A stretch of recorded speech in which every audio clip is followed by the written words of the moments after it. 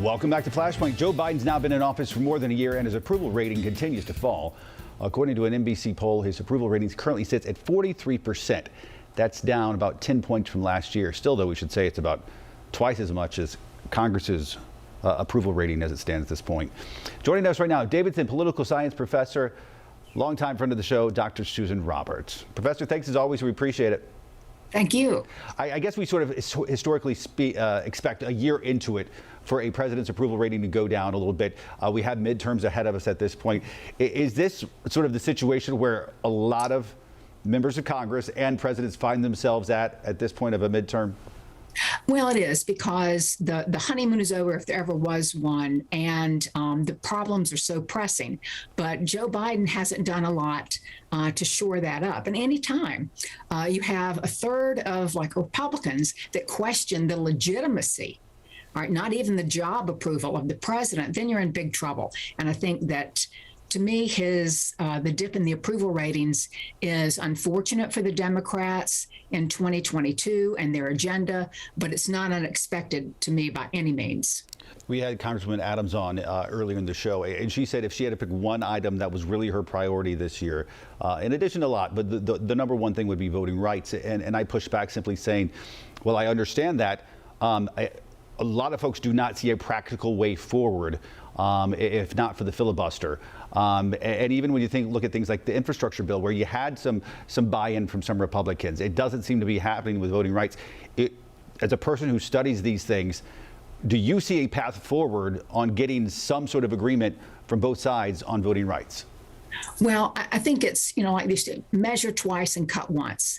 Biden spent 36 years in the Senate, 8 years in the White House, and he seems to have lost that, that edge that you've got to be pragmatic.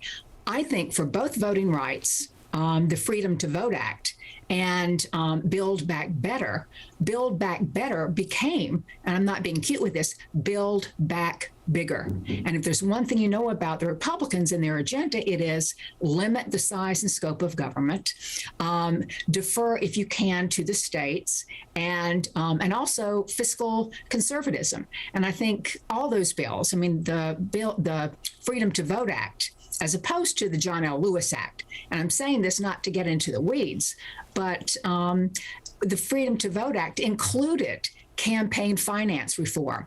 That's a non-starter from the very beginning. So I think that just like Build Back Better, they're going to chunk it up. They're going to give you pieces of it. They might make some and manipulate a little bit about the John L. Lewis Right to Vote Act. That one is leaner, and I think that's more likely to get support. But as maybe Congresswoman Adams said, when Biden goes to Georgia to talk about voting rights, and he says that, really, the legitimacy of the midterms would be called into question unless you pass the Voting Rights Act, those are fighting words. It does set, in fact, a dangerous precedent for a lot of people, no matter how passionately you might agree with that. It harkens back to prior administrations calling into question the results of an election, which can get dangerous. Do you see any path forward as far as this filibuster issue? Is this thing going to has this voting rights issue in the last few weeks finally been the nail in the coffin that at some point they're just going to do away with it? Well, in the short term, no. And I think if you want to see where we are, you can look at Kyrsten Sinema, Joe Manchin, Biden's approval ratings, and all roads lead to those three things. When I was trying to think about what we're going to talk about, I thought, you can't talk about them without the context. And I just don't think they can get rid of the filibuster or change it to a talking filibuster, which is it's very dramatic, and maybe you would like to see it for, if you have Ted Cruz talking about green eggs and ham, you have someone from the past reading from the Bible and giving you a recipe. That's quaint, but it won't work today. And I can't see that there's going to be much of a budge between now and the midterms. And the midterms, it's not a good forecast for the Democrats. And they said so at a conference of Democratic committee chairs across the country. it seems like we need to incentivize people on both sides, honestly, to work together on some of these issues, because with a 50-50 Senate, I mean, and after the midterms, assuming that Republicans are going to get some people back, then you're going to have probably Republican leadership in this House or Senate, and then you're going to have a Democrat. At some point, these folks are going to have to talk to each other and find some common ground. Well, I'm really tired of using the word polarization to my class. I wish I could come up with something. I think I attached to that partisan antipathy, that they hate one another. And I think if, I didn't listen closely to it, but Newt Gingrich and some others said, we're going to go after, when we get the majority in the House and the Senate, we're going to go after people. We're going to subpoena them. And I just can't see there's a lot of climate for cooperation. You're not going to get consensus. I would like to see a little cooperation.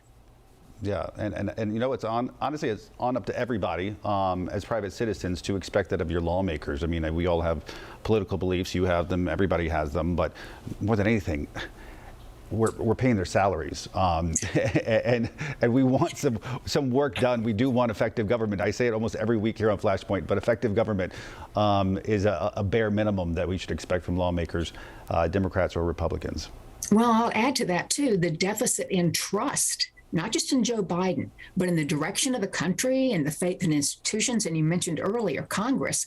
That's a dangerous place to be, especially with the menu of problems we have. That concerns me. I expect partisanship and dysfunction, but I don't like to see deficits of trust and faith in institutions. That should concern all of us. Yeah, because if you believe in our institutions, which I think most of us do, and if you don't, then are you really a patriot? That's what I wonder, because that's all set up by our forefathers. All right, listen, you're always one of the smartest people we have on, and we love hearing your perspective. You make us all feel smarter after these interviews. Susan Roberts, thank you so much. We appreciate it. Thanks. All right, more Flashpoint after this.